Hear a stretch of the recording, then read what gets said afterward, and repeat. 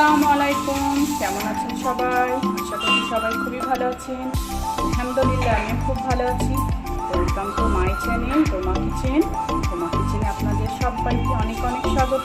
আমি যে রেসিপিটা আপনাদের সামনে আমি শেয়ার করব সেটা হলো চিকেন পকোড়া। ঠিক আপনারা যেমন রাস্তার দোকানগুলোতে চিকেন পকোড়া খান, ঠিক আমি সেরকমভাবেই আজকে চিকেন পকোড়া তৈরি করে দেখাবো। চিকেনটাকে ম্যারিনেট করে নেব। আমি 250 গ্রাম চিকেন নিয়েছি। চিকেনগুলো কিন্তু একদমই ছোট ছোট আমি পিস করে নিয়েছি। আপনারা দেখতেই পাচ্ছেন খুবই ছোট আমি পিস করে নিয়েছি। এর মধ্যে আমি পরিমাণ মতো আদা রসুনের পেস্ট দিয়ে দিলাম, হাফ চামচ গোলমরিচের গুঁড়ো দিয়ে দিলাম, চামচ ভিনেগার দিয়ে দিলাম, হাফ চামচ সয়া সস দিয়ে দিলাম, হাফ চামচ লঙ্কার গুঁড়ো দিয়ে দিলাম। এগুলোকে এবার আমি খুব ভালোভাবে হাত দিয়ে মাখিয়ে আমি খুব সুন্দরভাবে কিন্তু হাত দিয়ে মাখিয়ে নিচ্ছি। এটাকে আমি 8 ঘন্টা ম্যারিনেশন হওয়ার জন্য আমি ঢাকা দিয়ে রেখে দেবো। আপনারাও কিন্তু 8 ঘন্টা ম্যারিনেট করে রেখে দেবেন, তাহলে কিন্তু পকোড়াটা খেতে খুবই ভালো হবে। দেখুন এখানে কিন্তু আমি প্রায় 5-6টা মতো পেঁয়াজ কুচি কুচি করে কেটে নিয়েছি। ঠিক যেমন আপনারা বেসন দিয়ে পেঁয়াজই তৈরি করেন সেরকমভাবে কিন্তু পেঁয়াজগুলোকে কেটে নিতে হবে। এবার কিন্তু আমি এর মধ্যে কিছু মশলা মেশাবো, সেগুলো আপনারা দেখতে পাবেন। চামচ মতো আদা রসুনের পেস্ট, পরিমাণ মতো লবণ, পরিমাণ মতো হলুদের গুঁড়ো, হাফ চামচ জিরে গুঁড়ো, সামান্য পরিমাণ গরম মশলার গুঁড়ো,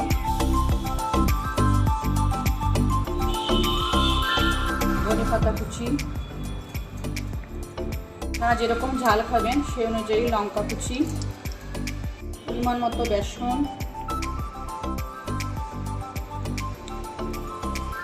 সব মশলা আমি এর মধ্যে দিয়ে দিয়েছি এবং বেসনে আমি কিন্তু এর মধ্যে দিয়ে দিয়েছি। এবার আমি এটাকে খুব ভালো করে হাতের সাহায্যে মাখিয়ে নেব।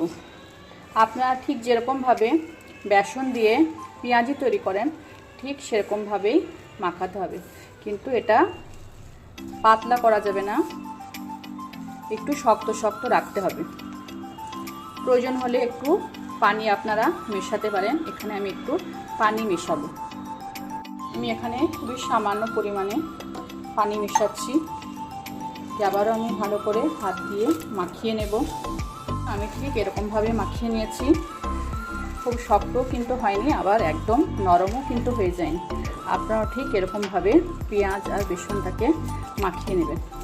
এরপরে আমি কি করছি সেটা আপনারা এবার দেখতে থাকুন। চিকেনটা আমার 8 ঘন্টা ম্যারিনেশন করা হয়ে গেছে। এবার আমি চিকেনের মধ্যে পরিমাণ মতো লবণ দিয়ে দেবো। নিন তাহলে এবার আমি চিকেন পকোড়াটা কীভাবে তৈরি করছি। প্রথমে কিন্তু আমি হাতের মধ্যে আমি তেল লাগিয়ে নিচ্ছি, দেখতেই পাচ্ছেন।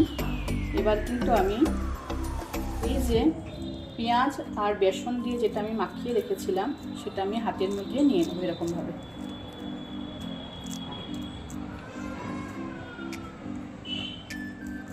এর আমি যে চিকেনটা ম্যারিনেট করে রেখেছিলাম সেই চিকেন থেকে 3-4 পিস মতো ছোট চিকেন আমি নিয়ে এবার এই বেসনের আর পেঁয়াজের মধ্যে আমি কোট করে দেব এরকমভাবে।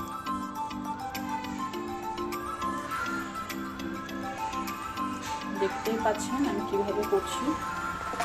আর একটু আমি বেসনের আর পেঁয়াজের মিশ্রণটা নিয়ে নেব, দিয়ে ঠিক এরকমভাবে কোট করে নিলাম।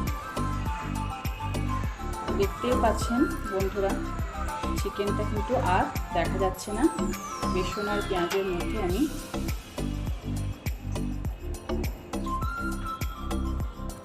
এইভাবে আমি সব পকোড়াগুলো তৈরি করে নেব। আমি আবারও আরেকটা তৈরি করে দেখাচ্ছি। আমি আবারও হাতের মধ্যে তেল লাগিয়ে নিলাম। এবার আমি কিছুটা পেঁয়াজ আর বেসন নিয়ে নিলাম, থেকে আমি 3-4 পিস চিকেন এর মধ্যে দিয়ে দিচ্ছি। এবার আমি চিকেনটাকে বেসন আর পেঁয়াজের সাহায্যে ঢেকে দেব। আপনারা ঠিক এরকমভাবে করবেন। খেয়াল রাখবেন পেঁয়াজ আর বেসন যেটা আপনি মাখিয়েছেন সেটা যেন পাতলা না হয়ে যায়, তাহলে কিন্তু ভালো হবে না, ছেড়ে যাবে। দেখুন আমি ঠিক এরকমভাবে করে নিলাম। গ্যাসের মধ্যে আমি তেল গরম করতে দিয়ে দিয়েছি। এবার কিন্তু আমি চিকেন পকোড়াগুলো ফ্রাই করে নেব। তেলটা গরম হয়ে গেছে, এবার কিন্তু আমি পকোড়াগুলো ফ্রাই করে নেব। আপনারা কিন্তু পকোড়াগুলোকে একদমই লো ফ্লেমে ফ্রাই করবেন, যেহেতু চিকেনটা এর মধ্যে কাঁচা দেওয়া আছে, সেই জন্য একদমই কিন্তু লো ফ্লেমে ফ্রাই করতে হবে, তা না হলে কিন্তু চিকেনটা সেদ্ধ হবে না। একে আমি সব পকোড়াগুলো কিন্তু তেলের মধ্যে দিয়ে দেব।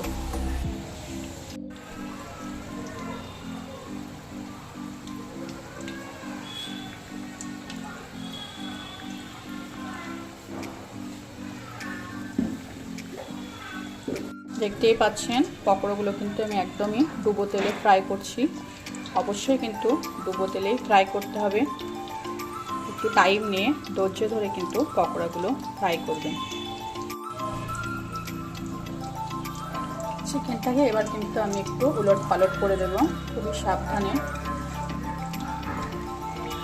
দেখতেই পাচ্ছেন হালকা ব্রাউন কালার কিন্তু চলে এসেছে পকোড়াগুলোর মধ্যে।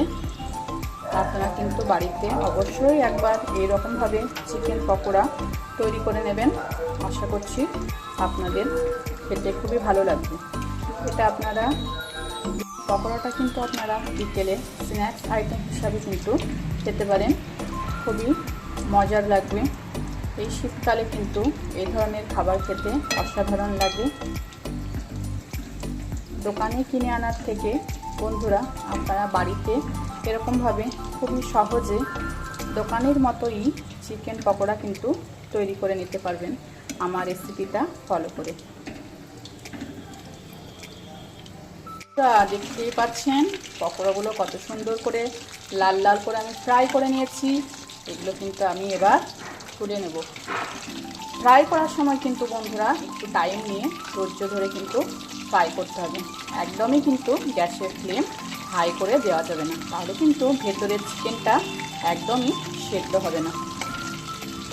শেপটা এবার কিন্তু চিকেন পকোড়াগুলোকে আমি তুলে নেব একটা প্লেটের মধ্যে। পকোড়াগুলোও কিন্তু আমি ঠিক একইভাবে ফ্রাই করে নেব। দেখতেই পাচ্ছেন বাকি পকোড়াগুলোও কিন্তু আমি ঠিক একই রকমভাবে ফ্রাই করে নিচ্ছি, একদমই লো ফ্লেমে। এখন সব পকোড়াগুলো কিন্তু আমার ফ্রাই করা হয়ে গেছে, আমি কিন্তু তুলে নিয়েছি। এই পকোড়াগুলোকে কিন্তু আবারও আমি একবার একসঙ্গে ফ্রাই করে নেব। সব পকোড়াগুলো কিন্তু আমি তেলের মধ্যে দিয়ে দিয়েছি। এই অবস্থায় কিন্তু গ্যাসের ফ্লেমটা একদম হাইয়ে রাখতে হবে। তো এখন লো ফ্লেমে রেখে ফ্রাই করলে হবে না, ফ্রাই করার কিন্তু দরকার নয়, 1 থেকে 2 মিনিট ফ্রাই করে নিলেই হয়ে যাবে। তাহলে কিন্তু পকোড়াটা খেতে খুবই মুচমুচে হবে। 1 থেকে 2 মিনিট আমার ফ্রাই করা হয়ে গেছে। এবার কিন্তু আমি পকোড়াগুলোকে সব তুলে নেবো একটা প্লেটে।